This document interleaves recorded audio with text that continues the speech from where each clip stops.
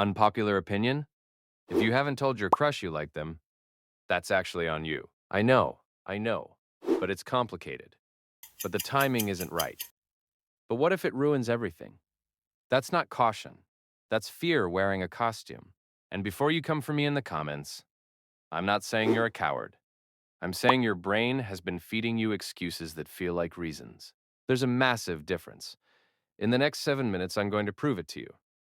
And you're either going to be annoyed at me or you're going to thank me. Either way, you're sticking around. So, let's start.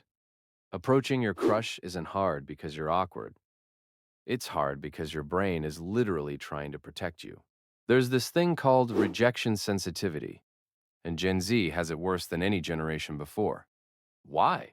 Because we grew up getting quantified. Likes, views, and follower counts. Your brain has been trained, like actually conditioned, to treat social rejection the same way it treats physical pain. No cap. Did you also feel same? Oh, man. Relax. You are not alone in this world.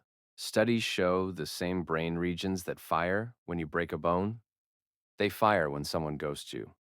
So when you're standing near your crush thinking, just say hi, your brain is screaming, do not do this. This is dangerous. It's not a personality flaw. It's a survival glitch. But here's the twist that changed everything for me personally. The twist is this. The approach isn't actually the hard part. The story you tell yourself before the approach is the hard part. Here's what I mean. Most people walk up to their crush with a goal of, I need this to go well. That goal, terrible. Because the second things feel slightly off. You spiral. The better goal is, I just want to have one genuine interaction. That's it. One real moment. Not a movie scene. Not a perfect speech. Just human contact. Psychologists call this a process goal versus an outcome goal, and it literally rewires how your nervous system responds. When you stop trying to win the interaction, you actually start enjoying it. And that's when the magic happens. Okay, so there's this concept from behavioral psychology called the action threshold. Basically, the more you think about doing something scary, the higher your brain raises the threshold to actually do it. Every second you wait, the bar goes higher and higher until it feels impossible. You've probably heard of the 5-second rule from Mel Robbins, but here's the nerdy version that actually makes sense to me. Your prefrontal cortex, the thinking part of your brain, takes about 5 seconds to override your instincts. So if you don't move within 5 seconds of deciding to approach, your brain files it under threat avoided, and it gets harder every time. So the hack is stupid simple. The moment you decide to approach, physically move your body first. Stand up, take one step, anything. Because motion beats paralysis every single time. But okay, so you've moved. You're there. Now what do you actually say? Here's where most people overcomplicate it. They Google what to say to your crush and find these cringe scripts that sound like they were written by a 45-year-old marketing guy. Real talk? The best openers aren't clever. They're contextual. Whatever is happening around you right now, that's your opener. You're in class? Comment on the assignment. You're at a party? Comment on the music. You're in line at the canteen? They always run out of fries. It's a conspiracy. That's it. Because here's the actual goal of the first interaction. It's not to impress them. It's to make them feel comfortable enough to respond. You're not auditioning. You're just opening a door. And the most attractive thing you can do in that moment? Not care too much about how it goes. Wait, but what if it does go wrong? What if you freeze completely? What if you say something weird?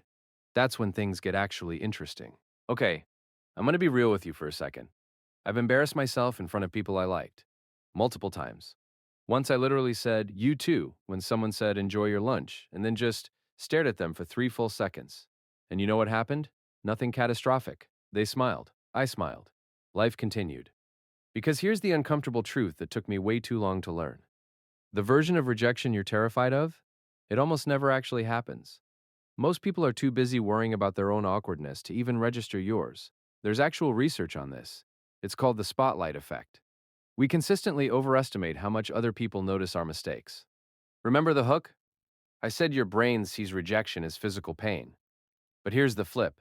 Your brain also releases dopamine when you do something scary and survive. The approach itself, regardless of outcome, makes you feel good, if you let it. You started this video paralyzed by what might go wrong. The real question is, what if it goes completely right? So here's what I want you to walk away with. Just one thing. The approach isn't about being smooth. It's not about having the perfect line. It's not even about them liking you back. It's about proving to yourself that you can act despite the fear. Every time you do that, your brain recalibrates. The threshold gets lower. The next approach gets easier. Process goal. 5-second rule. Contextual opener. Spotlight effect. That's the actual framework. No cringe scripts. No manipulation tactics. Just psychology working for you instead of against you. You've had the answer this whole time. You were just waiting for permission to use it. This is your permission. If this hit different than the usual advice you see, drop a comment telling me the most awkward thing you've ever said to your crush. I'll go first in the comments. And if you've got a friend who's been psyching themselves out over someone, send this to them. Genuinely. It might be the nudge they need.